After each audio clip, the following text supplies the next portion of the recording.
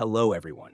Today, I will bring you a case involving a killer and a gun that is shaking the entire United States. 6:28 p.m. Rush hour in the most bustling financial center in the world. While people are hurriedly wrapping up a long working day, a man quietly steps into the lobby of a skyscraper on Park Avenue. In the next 3 minutes, this place will become a hell on earth. Not a terrorist, not a robber, but a young man with a calm face like someone going to a job interview. In his hand, a weapon powerful enough to shake the entire city. 4 people dead, 1 injured. The perpetrator ended his own life on the spot, leaving behind a trembling note. "Please study my brain. I'm sorry." This is not an ordinary shooting. It's a warning from inside the human mind. A search for clues from Las Vegas to New York, revolving around unanswered mysteries of an invisible illness, silently destroying once powerful minds. Hello, you are watching The 13th File, uncover what was never meant to be found.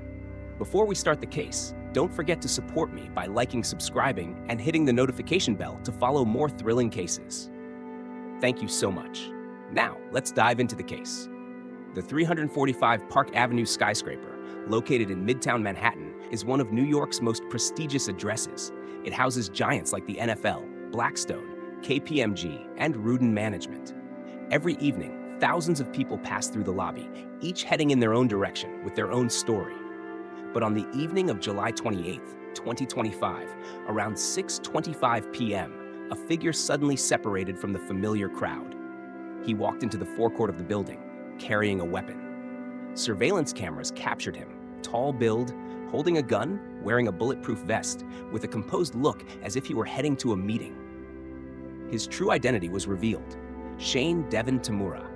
No one knew that just minutes later, his name would be on the front pages of every newspaper in America. Shane Tamura, 27, from Las Vegas. An unfamiliar name, not on any watch list.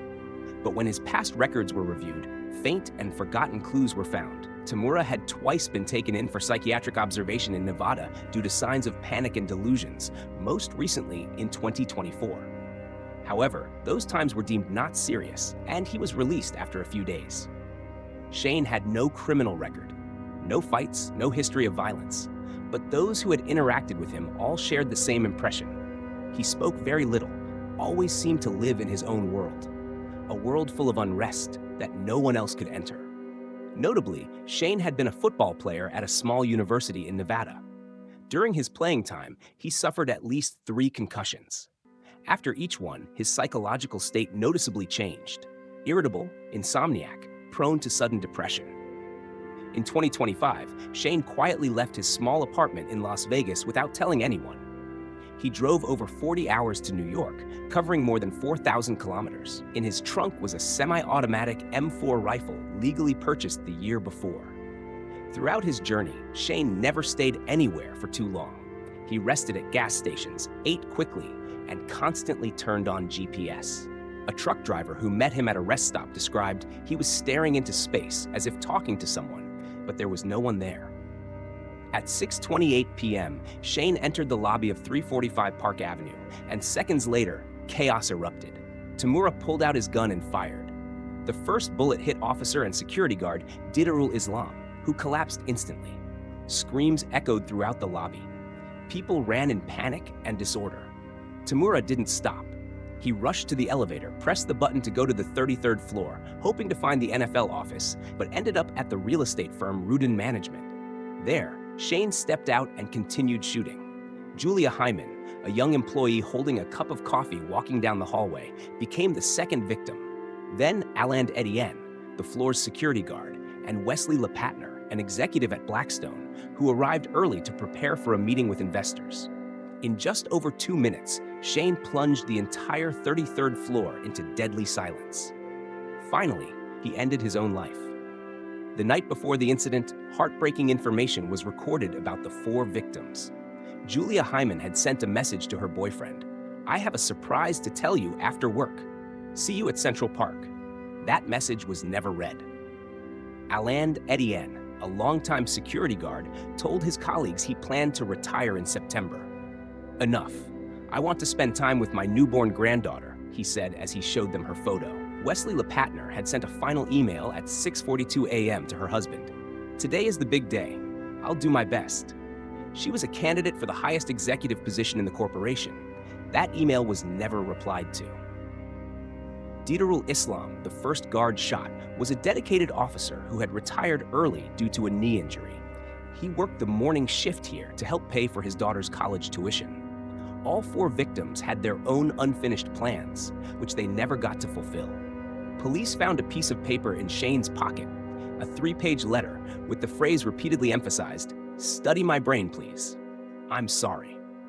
Immediately, experts began to suspect a connection between the incident and CTE, a degenerative brain disease caused by repeated head trauma, commonly found in former football players, boxers, and hockey players. CTE not only affects memory, but also causes personality changes, depression, anxiety, delusions, and extreme behavior. The danger is, it can only be accurately diagnosed after a post-mortem brain autopsy. Shane, by writing that message, seemed to understand very well what was happening inside him, but was unable to control it. After the incident, US media exploded with countless questions. How could someone like Shane Temurah legally purchase and carry a weapon across states? Why did a building with thousands of employees daily lack tighter security? The NFL issued a statement. "We are shocked and saddened by the event. All employees are being offered psychological support and leave if necessary." Scientists began urging the government to fund more research on CTE and proposed early screening methods for dangerous symptoms in athletes. A psychologist stated, "Perhaps Temurah didn't kill out of hatred, but out of despair. But regardless of the reason, the consequences are irreparable." Shane Temurah's parents were unaware he had left the state. They only received a missed call from an unknown number on July 28th. When they called back, no one answered. After the incident, his mother said, "We don't recognize our son anymore. He used to be a gentle child who loved sports, but everything changed after he suffered repeated injuries while playing football."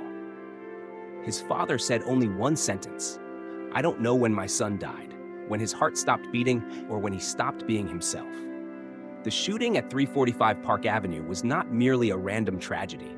It was the culmination of a series of ignored signs: unmonitored mental illness, unaddressed sports injury consequences, and the silence of a society too busy to look deep into each human being. Shane Temurah, both perpetrator and victim. He took the lives of 4 innocent people, but also cried out desperately before being consumed by the disease inside his head. The question is not just why, but also, can we prevent this from happening again? What do you think about this incident? Is Shane Temurah the perpetrator or a victim of an invisible illness? Do you believe that CTE can turn a normal person into someone who can no longer control their actions? Leave a comment below, and don't forget to subscribe to the channel to follow the next mysterious crime stories. See you in the next video. Goodbye.